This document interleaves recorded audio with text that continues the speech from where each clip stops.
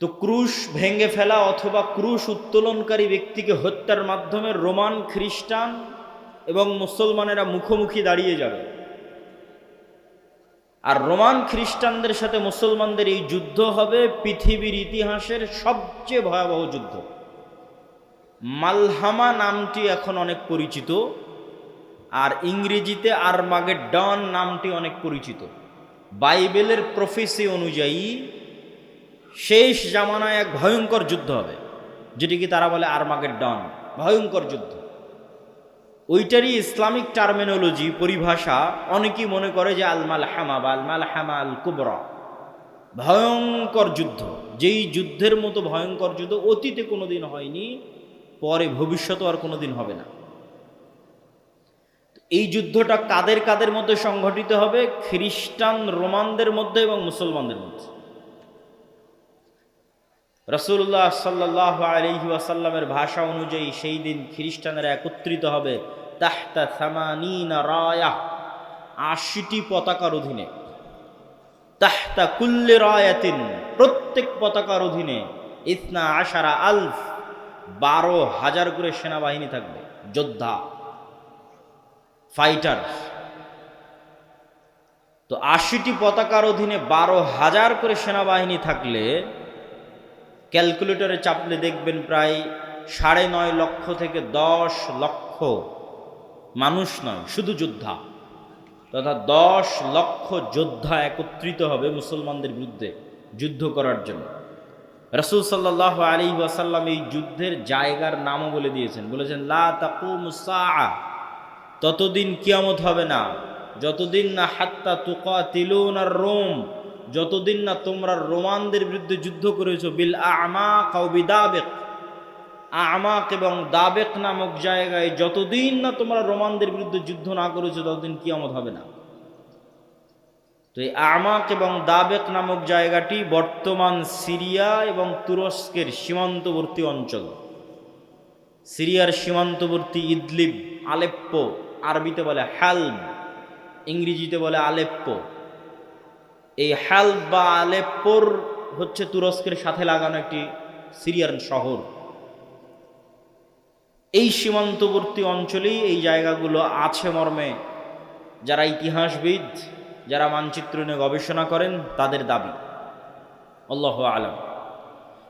এই যুদ্ধের ভয়াবহতা বলতে গিয়ে রাসূলুল্লাহ সাল্লাল্লাহু আলাইহি ওয়াসাল্লাম বললেন, সেই দিন এই যুদ্ধে এত মানুষ মারা যাবে। আরেক বর্ণনা অনুযায়ী এই যুদ্ধ প্রায় ৪ দিন ব্যাপী চলবে, পঞ্চম অথবা ষষ্ঠতম দিনে গিয়ে বিজয় হবে, অথবা চতুর্থ। তো ৪ দিন যুদ্ধ চলবে। প্রথম ৩ দিন ফলাফল ছাড়াই যুদ্ধ শেষ হবে, শুধু মৃত্যু আর লাশ, লাশের সারি আর মৃত্যু। আর চতুর্থতম, পঞ্চমতম অথবা ষষ্ঠতম দিনে গিয়ে বিজয় নির্ধারণ হবে মুসলমানদের। লাশের সংখ্যা এবং সারি বলতে গিয়ে রাসূল সাল্লাল্লাহু আলাইহি সাল্লাম বলেছেন যে একটি পাখি যদি আকাশে উড়ে তাহলে ১ মাস উড়লেও মানুষের লাশ যেহেতু শেষ হবে না, লাশের দুর্গন্ধ যেহেতু শেষ হবে না, সেহেতু পাখি দুর্গন্ধমুক্ত ফাঁকা জায়গায় বসতেও পারবে না। পাখি পড়ে মারা যাবে, তবুও কোনো ভালো বসার মতো ফাঁকা জায়গা পাবে না ১ মাস উড়লেও। তাহলে এখান থেকে একটা পাখিকে উড়িয়ে দিলে ১ মাসে সে যতদূর যাবে, এই পুরো এরিয়া যদি চতুর্দিক থেকে মাপা হয় তো দেখা যাবে সবই লাশ। তাহলে কত লক্ষ, কত কোটি মানুষের লাশ হতে পারে আল্লাহু আলাম। রাসূল সাল্লাল্লাহু আলাইহি ওয়াসাল্লাম বলছেন, গনিমতের বন্টনে কেউ সন্তুষ্ট হবে না। কেন? ওয়ারিসই নাই। সন্তুষ্টি কেমনে হবে? ওয়ারিস নাই। ওয়ারিস নাই কেন? এক বংশে যদি ১০০ জন সদস্য থাকে তো ৯৯ জনই মারা যাবে, একজন বেঁচে থাকবে, তাহলে তো কোনো ওয়ারিস নাই। যেহেতু কোনো ওয়ারিস নাই সেহেতু কোনো আনন্দ নাই। তো গনিমতের মাল বন্টনে আনন্দ হবে না, কেননা ওয়ারিস বিহীন হবে সবাই, পুরো বংশের সব মারা যাবে, একজন বেঁচে থাকবে। রাসূলুল্লাহ সাল্লাল্লাহু আলাইহি ওয়াসাল্লাম এই মালহামা বা এই ভয়ঙ্কর যুদ্ধ এটির বর্ণনা দিতে গিয়ে বলেন, মুসলমানেরা সেই দিন ৩ ভাগে বিভক্ত হবে। সুলুসুন ইয়াহজিমু, ৩ ভাগের ১ ভাগ যুদ্ধের মাঠ থেকে পালিয়ে যাবে। লা ইয়াতুবুল্লাহু আলাইহিম আবাদান, আল্লাহ সুবহানাহু ওয়া তাআলা এদের তওবা কোনোদিন কবুল করবেন না। ইসলামে কবিরা গুনাহের যে লিস্ট আছে, তালিকা আছে, এই কবিরা গুনাহের তালিকায় শিরক সবচেয়ে বড়। তারপরে বিভিন্ন হাদিসে আছে পিতামাতার অবাধ্যতা, বিভিন্ন হাদিসে আছে নিরপরাধ মানুষকে হত্যা, বিভিন্ন হাদিসে আছে প্রতিবেশীর স্ত্রীর সাথে জেনা। এই যে কবিরা গুনাহ, সবচেয়ে বড় কবিরা গুনাহের যে তালিকা, এই সবচেয়ে বড় কবিরা গুনাহের যদি সর্বোচ্চ 10টা তালিকা করা হয়, তার একটা জেহাদের মাঠ থেকে পলায়ন করা। কিন্তু কবিরা গুনাহ যত বড়ই হোক, তওবা আছে, শিরকেও তওবা আছে, যতক্ষণ শ্বাস আছে। সব অধিকাংশ সাহাবী তো মুশরিক থেকে ইসলাম গ্রহণ করেছে, শিরক করে তারপরে যে ইসলাম গ্রহণ করেছে। এখনও যারা ইসলাম গ্রহণ করেছে তো শিরক থেকে ইসলাম গ্রহণ করেছে। তাহলে শিরকের তওবা নাই মানে মৃত্যুর পরে কিয়ামতের মাঠে আল্লাহ চাইলে স্বেচ্ছায় এমন অনেক গুনাহ বান্দার মাফ করে দিতে পারে যেটার তওবাই ও করেনি। বুঝাতে না পারলে এটা আমার ব্যর্থতা। এমন অনেক গুনাহ আমরা করেছি যেটার তওবা আমরা করিনি, ইস্তেগফার করিনি, ক্ষমা চাইনি, তাও আল্লাহ ওই গুনাহ তার দয়ায় মাফ করে দিতে পারেন কিয়ামতের মাঠে। কিন্তু ওই যে দয়ায় মাফ করে দিবেন কিয়ামতের মাঠে আল্লাহ, ওই লিস্টে শিরক থাকবে না। এটা হলো শিরকের গুনাহ আল্লাহ ক্ষমা করবেন না। যে বান্দা যদি লাউ আতাইতুম, তুমি যদি আসো বিকরাবিল আরদি খাতায়া, আসমান জমিন পূর্ণ গুনাহ নিয়ে, তাহলে আমি আল্লাহ আসমান জমিন পূর্ণ ক্ষমা নিয়ে উপস্থিত হব। তো এই যে আসমান জমিন পূর্ণ গুনাহের কোনো গুনাহ আপনি জানেন, কোনো গুনাহ ভুলে গেছেন, কোনোটার তওবা করেছেন, কোনোটা করেননি, তাও আল্লাহ দয়া করে মাফ করে দিবে। কিন্তু করবেন না কোনটা? শিরক। কিন্তু যতক্ষণ শ্বাস আছে ততক্ষণ সব গুনাহের ক্ষমা আছে, শিরকেরও ক্ষমা আছে। তো রাসূল সাল্লাল্লাহু আলাইহি ওয়াসাল্লাম বলছেন, যারা ওই যুদ্ধের মাঠ থেকে পলায়ন করবে এদের তওবা কবুল হবে না। 3 ভাগের 1 ভাগ, সুলুসুন, 3 ভাগের 1 ভাগ শহীদ হয়ে যাবে আল্লাহর রাস্তায়। রাসূল সাল্লাল্লাহু আলাইহি ওয়াসাল্লাম বলছেন তারা হচ্ছেন আফজালু শুহাদাইল আরজ, পৃথিবীর সর্বশ্রেষ্ঠ শহীদ। আল্লাহু আকবার। তারপরে বলছেন 3 ভাগের বাকি 1 ভাগ তো পালিয়ে গেল, 1 ভাগ মরে শেষ, আর 1 ভাগ তারা বিজয়ী হবে। এরা বিজয়ী হওয়ার পর এই বিজয়ী দল ইয়াফতাতিহুনাল কুস্তুনতুনিয়া, কনস্টান্টিনোপল বিজয় করবে। এই কনস্টান্টিনোপল, কুস্তুনতুনিয়া হচ্ছে আজকের তুরস্কের ইস্তাম্বুল, যেটা দীর্ঘদিন তুরস্কের রাজধানী ছিল। এখন রাজধানী আঙ্কারা, কিন্তু ইস্তাম্বুল সবচেয়ে ঐতিহাসিক শহর। সুলতান মুহাম্মদ আল ফাতেহ ইস্তাম্বুলকে বিজয় করেছিলেন। কিন্তু হাদিসের ভাষায় বোঝা যাচ্ছে কিয়ামতের পূর্ব মুহূর্তে, দাজ্জাল প্রকাশের পূর্ব মুহূর্তে পুনরায় মুসলমানেরা তুরস্ক বিজয় করবে, তথা মুসলমানদের বর্তমান যে তুরস্ক মুসলমানদের হাতে আছে, এটি মুসলমানদের হাতে নাও থাকতে পারে। না হলে কনটেক্সট মিলানো কঠিন যে কিয়ামতের পূর্ব মুহূর্তে মুসলমানেরা তুরস্ক কিভাবে বিজয় করবে। এই ঘটনারই ধারাবাহিকতায় আর এক হাদিসে, আমি কিন্তু এক হাদিস বলতেছি না, বিভিন্ন হাদিস থেকে যুক্ত করতেছি। আর এক হাদিসে রাসূলুল্লাহ সাল্লাল্লাহু আলাইহি ওয়াসাল্লাম বলেন, ততদিন পর্যন্ত কিয়ামত হবে না যতদিন না বানু ইসহাকের 70,000 মানুষ, ইসহাক আলাইহিস সালাতু ওয়াস সালামের বংশের, ইব্রাহিম আলাইহিস সালাতু ওয়াস সালামের বংশের 70,000 মানুষ যতদিন না এমন এক শহরে যুদ্ধ করছে, মাদিনাতুন, এমন এক শহরে যুদ্ধ করছে, জানিবুহাল বার ওয়া জানিবুহাল বাহার, যার এক পাশে সমুদ্র আর এক পাশে সমতল। কোন শহর? আলেম ওলামা মতভেদ করেছেন। কেউ বলেছেন এটি ইতালির রাজধানী রোম, কেউ বলেছেন এটি তুরস্কের ইস্তাম্বুল, কুস্তুনতুনিয়া, কনস্টান্টিনোপল। ইতালির রাজধানী রোম হওয়ার পক্ষে আর একটা জয়ীফ হাদিস আছে, যে রাসূল সাল্লাল্লাহু আলাইহি ওয়াসাল্লামকে জিজ্ঞেস করা হচ্ছে যে উম্মতে মুহাম্মাদি কোন শহর আগে বিজয় করবে কিয়ামতের পূর্ব মুহূর্তে, কুস্তুনতুনিয়া না রোমিয়া? কিন্তু হাদিসের সানাদ দুর্বল। তো এমন এক শহর, যেই শহরের, কিন্তু এখন যেটা অনুবাদ করতেছি এটা সহিহ বুখারী মুসলিমের হাদিসগুলো অনুবাদ করতেছি, যেগুলো আমি পূর্ণ অনুবাদ করতেছি এগুলো, তথা কিয়ামতের পূর্ব মুহূর্তে যা ঘটবে তার সবচেয়ে বিশুদ্ধ যেগুলো হাদিস। তো রাসূল সাল্লাল্লাহু আলাইহি ওয়াসাল্লাম বললেন এমন এক শহর বিজয় করবে বানু ইসহাকের, ইব্রাহিম আলাইহিস সালাতু ওয়াস সালাম, ইসহাক আলাইহিস সালাতু ওয়াস সালামের বংশের 70,000 মানুষ, যেই শহরের এক পাশে সমুদ্র আর এক পাশে সমতল, কিন্তু ওই যুদ্ধ হবে বিদুন সিলাহ, লা ইয়ারমুনা আইয়ু সাহমিন, না তারা কোনো তীর নিক্ষেপ করবে না তরবারি চালাবে, কোনো অস্ত্র ছাড়া বিজয় হবে। কিসের মাধ্যমে বিজয় হবে? তারা শুধু মুখে উচ্চারণ করবে লা ইলাহা ইল্লাল্লাহু আল্লাহু আকবার, এই এক তাকবীর ধ্বনিতে শহরের এক দেওয়াল পড়ে যাবে। দ্বিতীয় তাকবীর ধ্বনিতে শহরের দ্বিতীয় দেওয়াল পড়ে যাবে। তৃতীয় তাকবীর ধ্বনিতে শহরের তৃতীয় দেওয়াল পড়ে যাবে।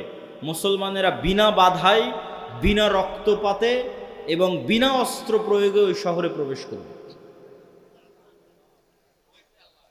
তো যদি এটি কুস্তুনতুনিয়া হয়, তাহলে এই যে আগের ঘটনার ধারাবাহিকতায় আগে যে ভয়ঙ্কর মালহামা হলো, এই যে লক্ষ লক্ষ কোটি কোটি মানুষ মারা গেল, তারপরে মুসলমানেরা বিজয় হলো, খ্রিস্টানরা পরাজয় হলো, এই সেনাবাহিনী এবার যখন সিরিয়া এবং তুরস্কের সীমান্তবর্তী অঞ্চল থেকে বিজয় অভিযান নিয়ে রওনা দিবে ইস্তাম্বুল কুস্তুনতুনিয়া বরাবর, তখন ইস্তাম্বুলে প্রবেশ করতে তাদের আর আলাদা কোনো অস্ত্র প্রয়োগ করতে হবে না।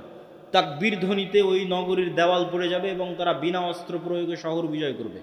অথবা ওই আগের হাদিসে কুস্তুনতুনিয়া বিজয় হয়ে গেছে, কুস্তুনতুনিয়া বিজয়ের পর এই বিজয় কাফেলা চলতেই থাকবে। ম্যাপ চেক করলে বুঝবেন, চলতে চলতে চলতে পৌঁছে যাবে ইতালির রাজধানী রোমে। যখন ইতালির রাজধানী রোমে পৌঁছবে তখন আর এখানে কোনো অস্ত্র প্রয়োগ করতে হবে না, তাকবীর ধ্বনিতে শহর বিজয় হয়ে যাবে। দুটের যে কোনো একটা আল্লাহ সুবহানাহু ওয়া তাআলা ভালো জানেন।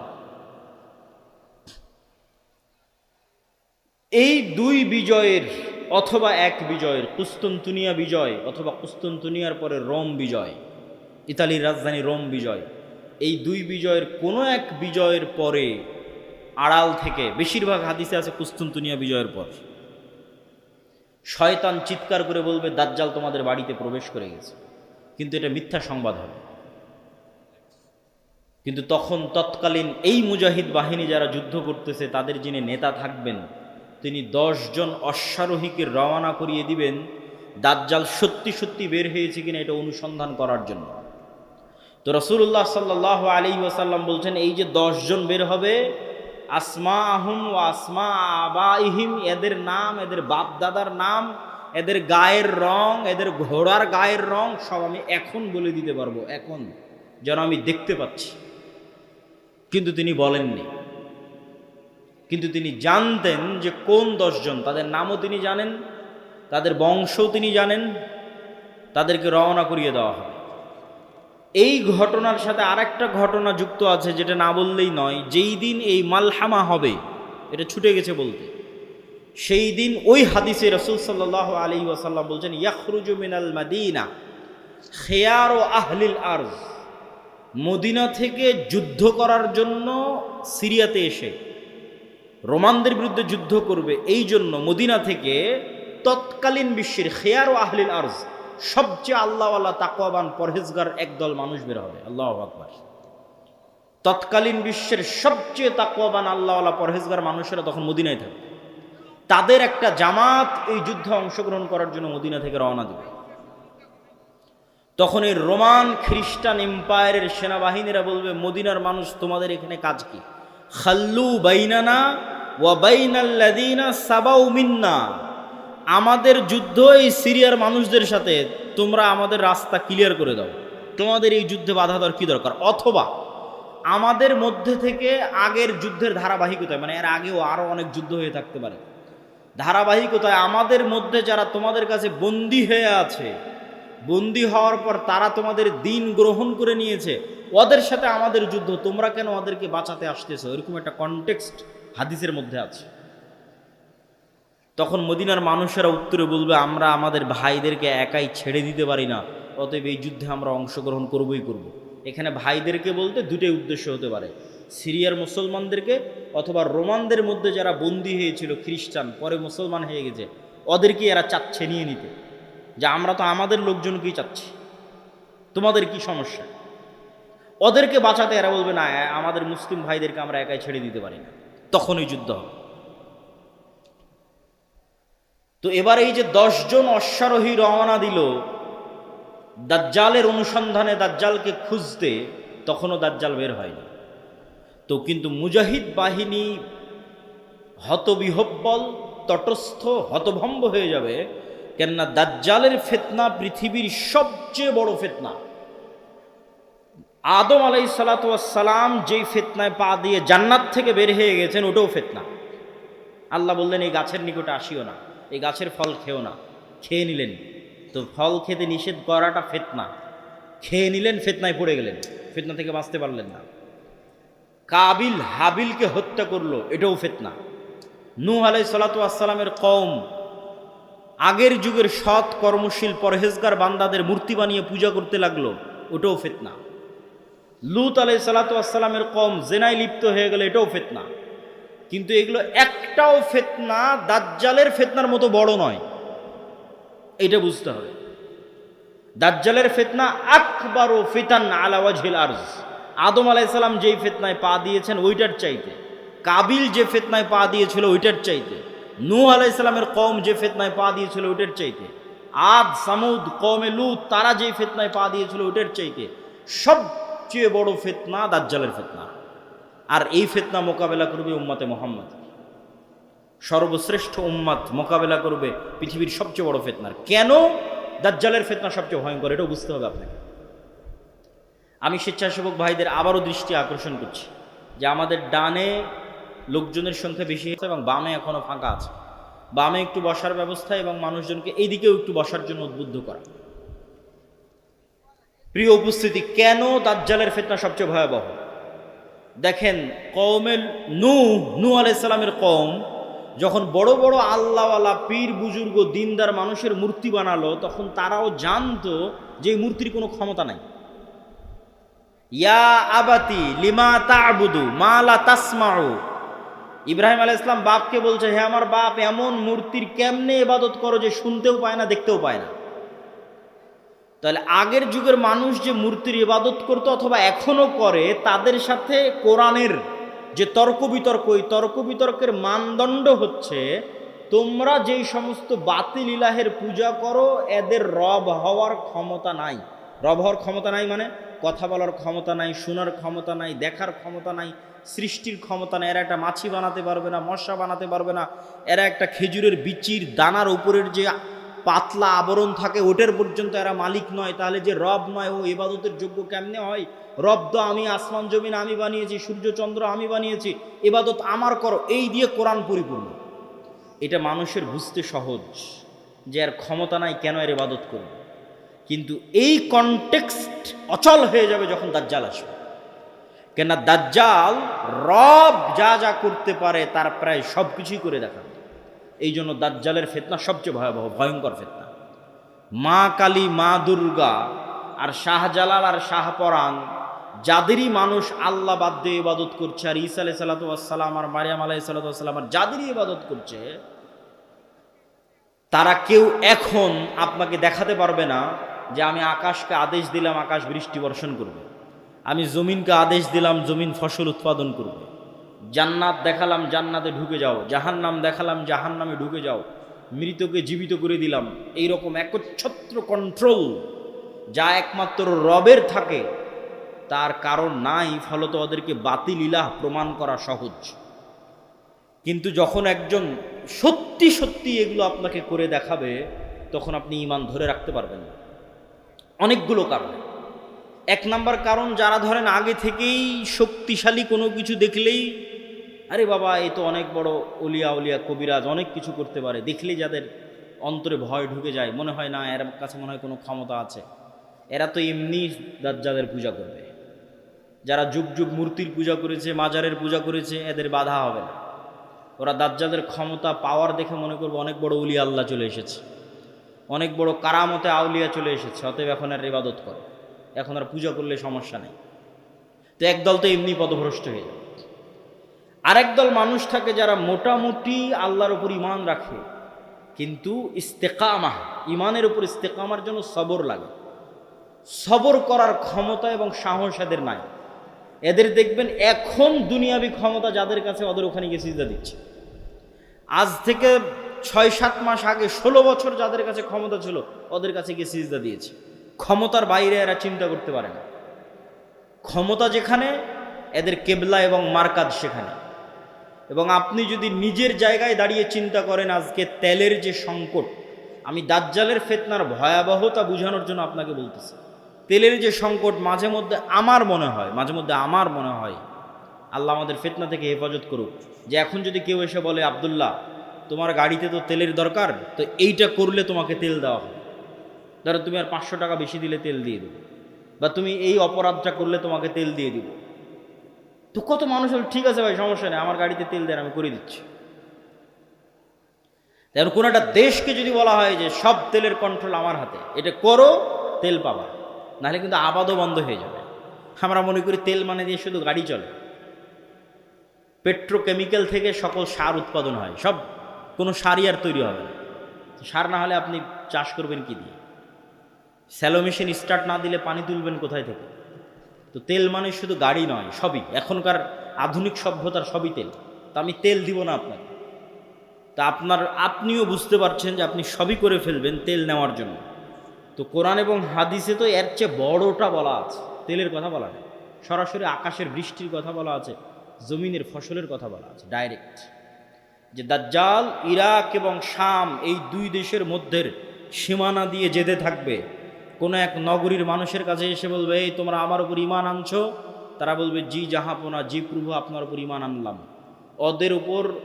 ওদের জন্য দাজ্জাল টাকা পয়সা, ধন দৌলত, রুজি রুটির এত বড় ব্যবস্থা উন্মোচন করে দিবে যে মৌমাছির ঝাঁক যেভাবে মধুর পিছনে ছুটে, ধন সম্পদ টাকা পয়সা ওই শহরের মানুষের পিছনে ওইভাবে ছুটবে।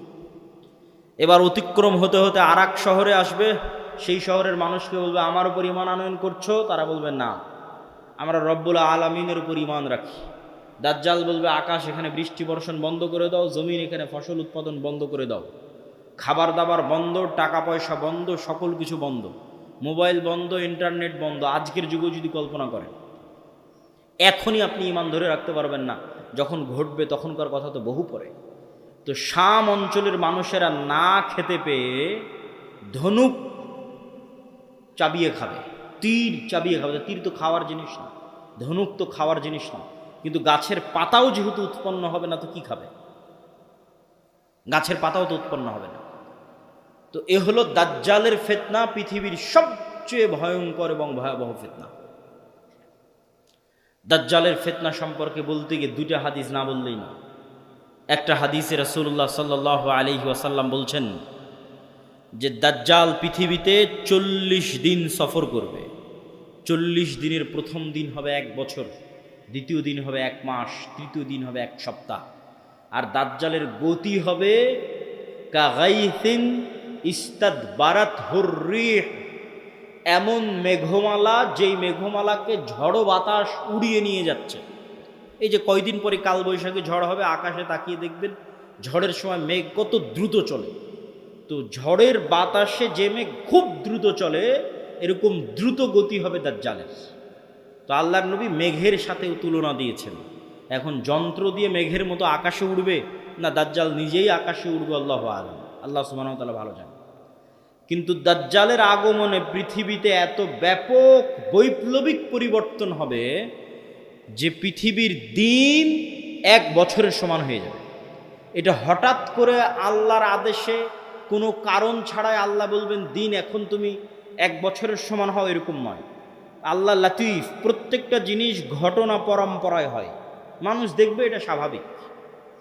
তথা এই ভূমণ্ডল, নভমণ্ডল, সৌরজগতে এমন বৈপ্লবিক কোনো পরিবর্তন হবে, অথবা এই পৃথিবীতে এমন বৈপ্লবিক কোনো পরিবর্তন হবে, অথবা সূর্য এবং চন্দ্রের বর্তমান ঘূর্ণায়মান প্রক্রিয়ায় এমন বড় বৈপ্লবিক পরিবর্তন হবে যেটা স্বাভাবিক হতে সময় লাগবে। একদিন হবে 1 বছর, তারপরের একদিন হবে 1 মাস, তারপরের একদিন হবে 1 সপ্তাহ, তারপরে স্বাভাবিক।